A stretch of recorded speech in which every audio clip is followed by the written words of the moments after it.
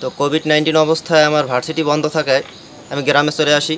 গ্রামে আসার পর আমি এই সময়টাকে কাজে লাগানোর জন্য আমি প্রথমে পুকুরে মাছ চাষ করি। মাছ চাষ করার পর যখন আমি একটু সফল হই, এরপরে চিন্তা করলাম আমার প্রজেক্টটা একটু বাড়ানো যায় কিনা, ভিন্ন কিছু করা যায় কিনা। সে থেকে আমি ইউটিউব চ্যানেলে দেখতে পাই ঝিনুকে মুক্তা চাষ। তো ইউটিউব চ্যানেলে যখন এটা দেখলাম, তখন ইউটিউব চ্যানেল থেকেই আমি খোঁজ পাইলাম যে কুয়াকাটার ধলেশ্বর ইউনিয়নে সুজন হালদার নামে একজন মুক্তা চাষ করতেছে।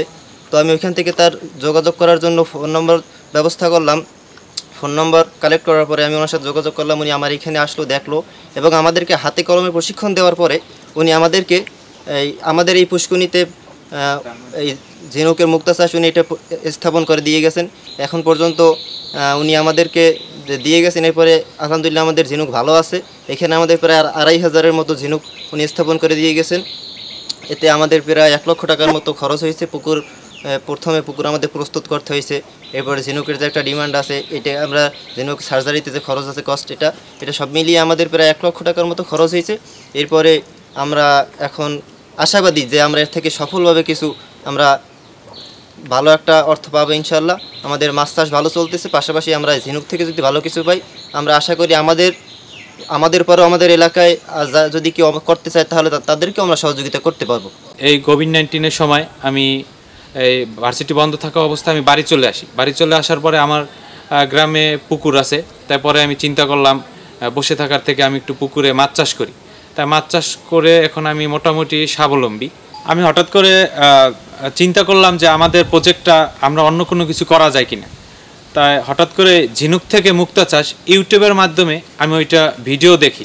ভিডিও দেখার পরে কুয়াকাটা ধলেশ্বর ইউনিয়নের সুজন ভাইয়ের ইউটিউব চ্যানেলের নিচে নাম্বার দেওয়া থাকে। পরে তার সাথে আমি যোগাযোগ করি।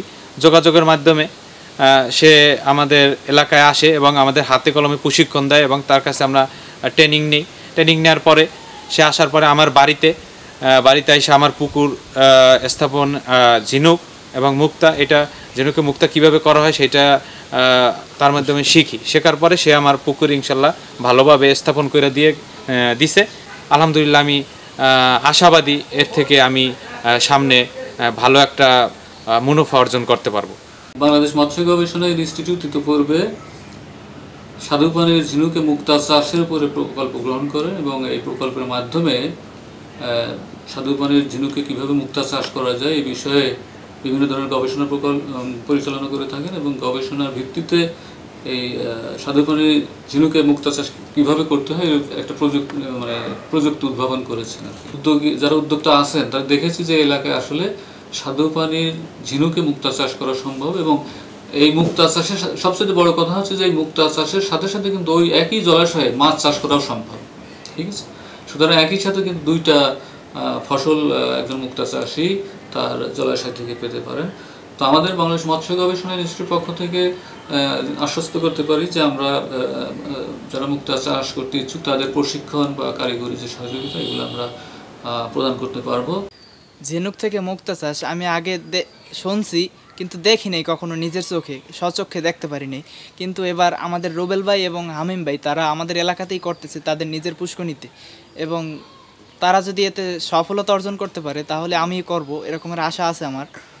ঝিনুক থেকে মুক্তা চাষ হয় এটা প্রথম দেখলাম আমাদের এলাকাতে, এবং এর আগেও অনেক টিভি চ্যানেল মিডিয়াতে দেখছি, কিন্তু আস্তে বাস্তব রূপে দেখলাম যে কীভাবে কি অনেক ভালো উদ্যোগে যদি তারা সফল হয় সামনে আমিও এটার চাষের উদ্যোগ নেব। আমাদের এলাকায় যুবকেরা উদ্যোগ নিয়েছে ঝিনুক চাষের জন্য, এবং এই ঝিনুক চাষ থেকে মুক্তা তৈরি হয় এটা আমরা বই পুস্তক এবং বিভিন্ন চ্যানেলে দেখছি। আজকে বাস্তবে আমরা দেখতেছি যে ছেলেদের উদ্যোগে যে ঝিনুক চাষ হইতেছে এরা এদিকে লাভবান হবে এবং এলাকার যুবকেরাও এই দেখে শুনে এই চাষ করবে এবং সবাই লাভবান হবে। ভবিষ্যতে আমরাও সবাইকে এই ঝিনুক চাষের জন্য চাষ করার জন্য সহযোগিতা করব।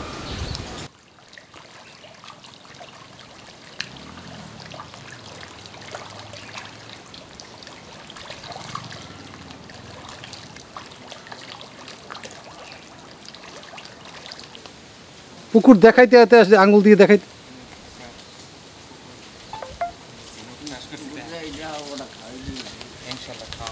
দেখেন এই মাছগুলো বড় বড়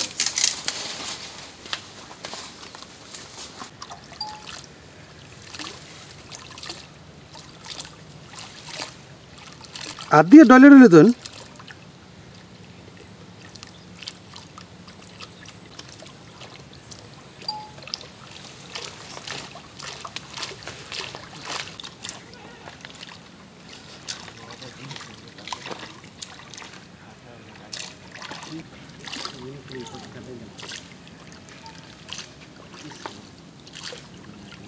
ছাড়ি দিছে আর লাগা দিও না ওটা ওটা অবস্থা খারাপ না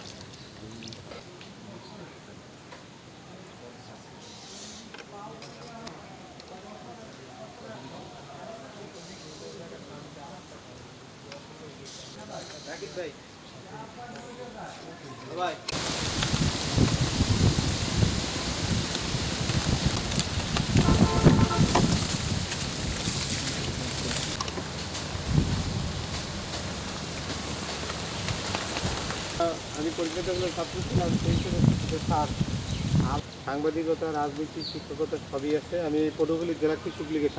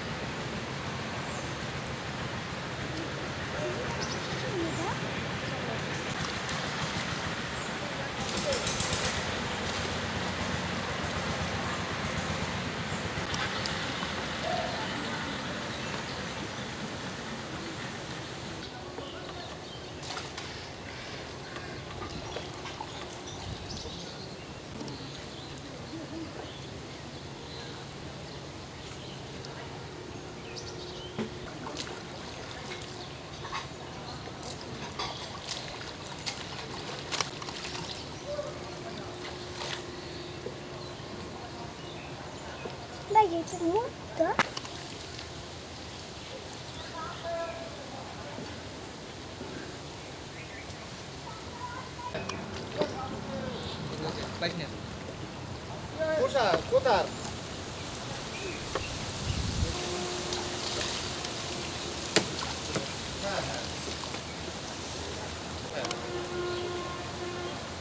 না না, আমি জেলা কমিটিতে। হ্যাঁ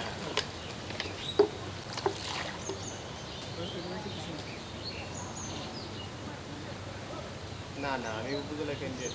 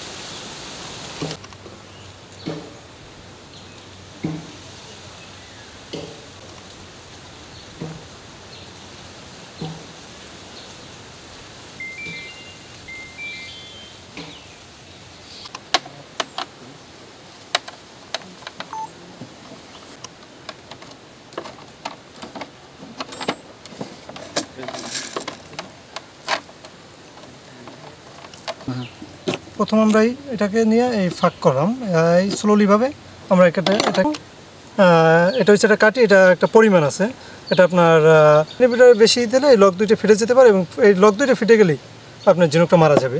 সেক্ষেত্রে আমাদের এখন সেট আপ, এই দেখেন এই আমরা বলো ওই ঘটনাটা বলো, কোন ঝিনুকটা ভালো হয় জায়গায় বলো, আবার পরে দাও।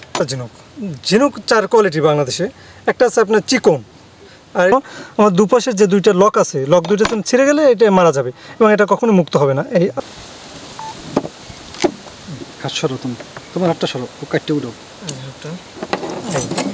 জোরে একটু লকটা ভেঙে দিতে হবে।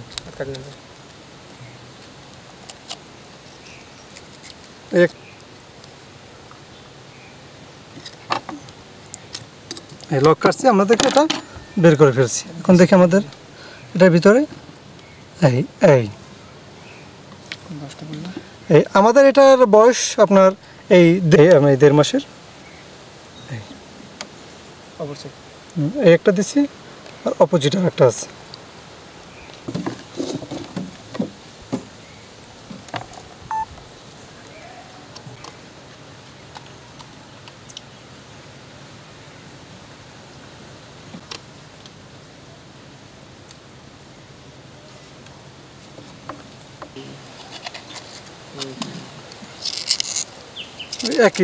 একই সময় মানিতে আপনার লকটা কাটতে হবে আমার। হ্যাঁ হয়ে গেছে,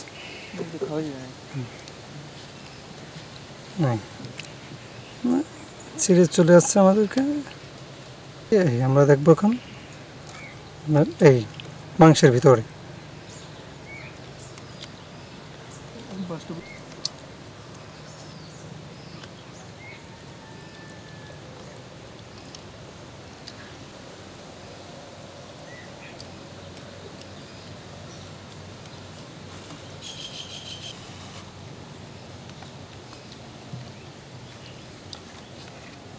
কথা বলো না, ধৈর্য।